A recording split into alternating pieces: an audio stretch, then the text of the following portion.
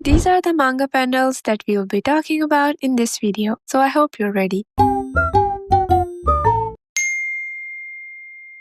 In the Kurado version of the manga, at the end of chapter 86, we saw Jinshi came in to visit Maomao while wearing a mask. Maomao surprisingly gave him a warm welcome, which totally threw him and his attendant Gaoshuan off balance. Gaoshuan even asked if she knew that it was Master Jinshi before her, making sure she had not mistaken him for someone else. Maomao merely scowled at their reaction and asked them to come in. After they stepped inside, Jinshi removed his mask. There, as ever, was his beautiful face, and the scar along his cheek that never failed to look out of place. Maomao noted that the popular stories were already being written about the last year's Shi clan rebellion. The hero in those tales was the emperor's handsome younger brother. The villain, unexpectedly, was Loulan, not the rebellion leader Shishu, since she was the one who scarred Jinshi's beautiful face. She gained the title of the villainess, destined to be remembered for the generations to come. But when Maomao remembered the bug-loving palace lady laughing cheerfully, she found it give her a desolate feeling. And honestly, I feel the same way. Maybe I haven't gotten over her yet, cause I have read more than 15 volumes with a tiny hope that maybe the author will bring her back. And it's true that Maomao found other friends, but none were quite like her. Anyways, down to business. Maomao brought out one of the encyclopedias, keeping the source, the guard who was now named Sazin, quiet for the time being. He was now learning business from the brothel's chief's manservant Yokuyo. She told Jinshi, I think the last of these books is at the fortress, and I want to get my hands on it. He gave her a look and asked why they were collecting these old books, to which Maomao decides to give him a practical demonstration. She put a bowl of hideous, stewed, unappealing bugs right in front of him, with the main ingredient being the grasshoppers. She picked one up with her chopstick, and naturally, Jinshi was horrified. He crumbled against the wall, but Maomao wasn't going to make him eat it, at least not yet.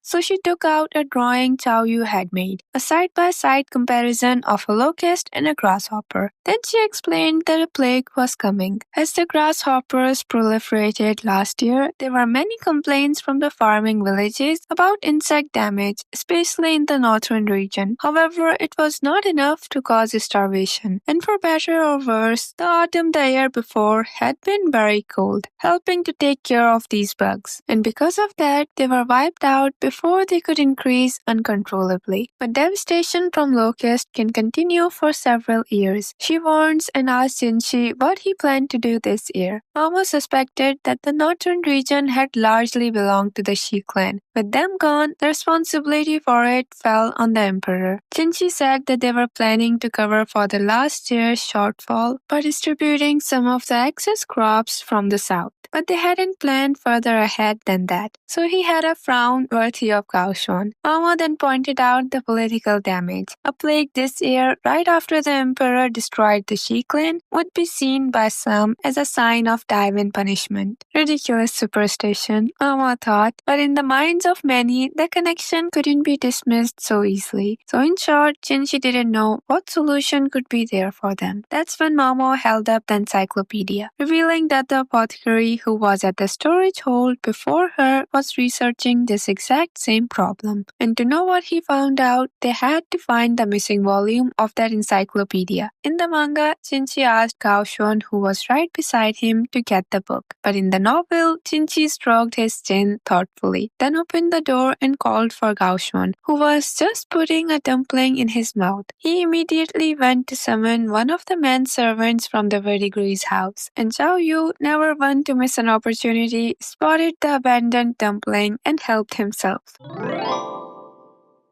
They promised to get the books within few days, and relief washed over Maomao. Jinshi, however, still looked pale. He often seemed fatigued recently, now that he could no longer pretend to be a eunuch, and what Maomao had said had only added to his workload. Tired, sir? She asked. You could say that, but I'll be fine, he replied, but Maomao could see the big bags under his eyes, the ones the officials and the court ladies around him couldn't seem to notice. He's going to collapse at this rate, and he needs some sleep, were some of Maomao's thoughts. So she asked if he'd like to get some sleep, and from here on, another one of their small misunderstandings started. You want me to sleep in a place like this? Jinshi asked, making Maomao go, can't sleep on your own, as a joke. But before she could tell him that it was a joke, he said, no, I can't. Maomao thought, I get it, and got out the door of the shop to go to the madam. The madam, realizing that a VIP was in the house, offered the establishment's best room a stunning top-floor chamber with a giant bed, and got it ready in 30 minutes flat. Mama led Jinshi to the room, saying, you may rest here, sir. Work is important, but you must take care of yourself. She also offered him a herbal bath and a night dress to sleep in. He looked surprised at first, but his smile grew progressively more gentle. It wasn't the smile of a celestial nymph, but it could still have melted the heart of any woman or man. I believe I shall bathe, Jinshi said, and headed for the adjoining bath. Mamo felt a wave of relief, and it seemed like Gaoshun's frown had softened as well. Before going, Jinshi repeated that he wouldn't be sleeping alone, probably thinking that a certain cat might accompany him, while that cat agreed with a completely different plan in mind, because just when Jinshi opened the door to the bath, he slammed it shut and hurried back to Mamo, demanding why there were women in his bath.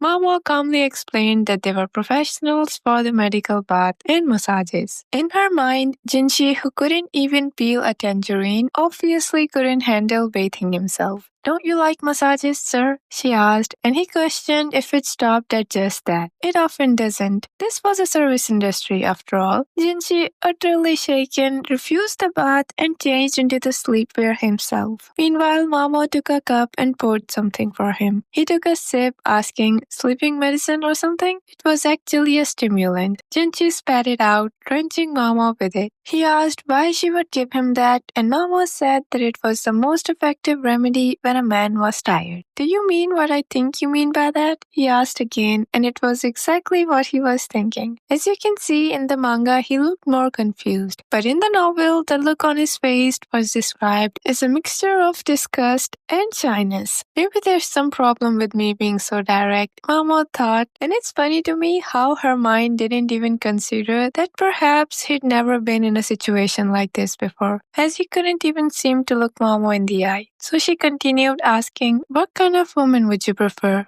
Huh? He said stupidly. Mama clapped twice, causing a group of 5 stunning ladies to file in from another room. Each one of them looked sweet and innocent. Lady Soren told me you prefer them your own age, Mama explained, while Jinshi was simply standing with his jaw open. He was so done with her, moving as awkwardly as a puppet. He looked at Mama and said that he just wanted to sleep. Literally. Mama's shoulders slumped, so instead she went over to Gaoshun, who for a second saw some hope for them. She asked if he'd like any of them, but he politely declined, saying that he had a wife, a very scary wife, and a daughter who had a thing for cleanliness. And that's how all the young women left the room and Jinshi went to bed. Mama tucked him in, but before she could leave, he grabbed her arm and asked for a lullaby. She sighed, and since she did feel bad for him for not getting any actual rest, she agreed to sing an old children's song, most probably the one that her mother used to sing, and he quickly drifted off to the dreamland.